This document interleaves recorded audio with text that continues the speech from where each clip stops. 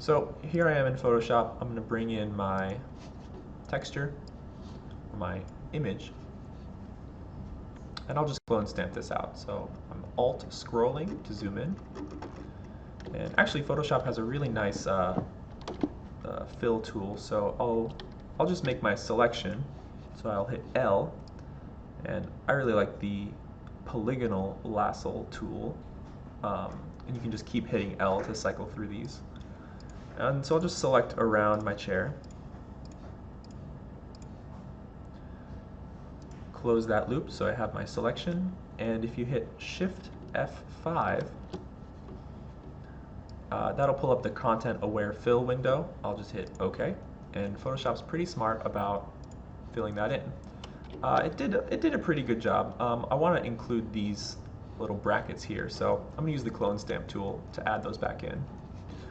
So I want to remove this selection, so I'm just going to click M to go to my marquee tool, and I'll just click once just to deselect, so now we don't have anything selected. I'll go to my clone stamp tool right here. You can hit S. And for our clone stamp tool, we want to hold Alt and click. And this will be our sample region. So holding Alt and clicking right here, that makes that our sample region. So if I release Alt, now that area I clicked on, I can move it around anywhere. And this is my brush. So I want to make my brush a little bit smaller, so I'm going to hold Alt and right click and drag. And if you want to soften it, you can just drag up and down, left and right. That'll soften and scale your brush. So I'm just going to click once, and that'll paste that down, and I'll do it one more time. Now I'm going to sample this area because I want to blend between them a little bit better.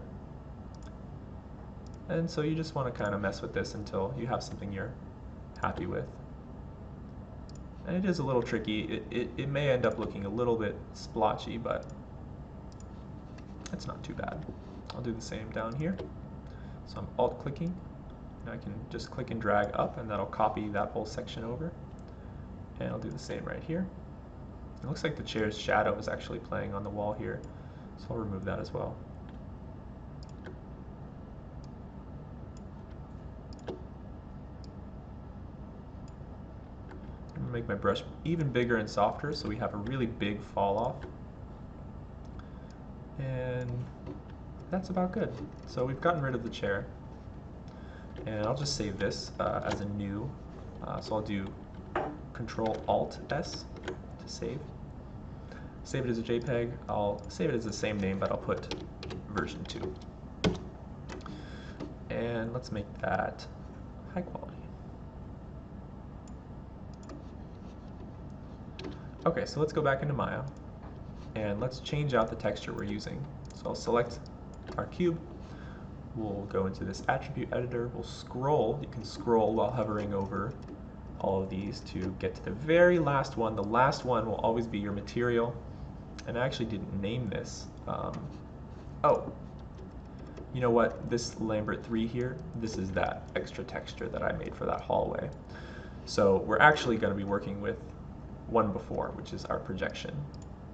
So select your projection material, go into your color, go into your image, and go into your file, and now we can change that to V2. So when I open that up, now the chair's gone, but we still have our 3D chair, which looks pretty nice.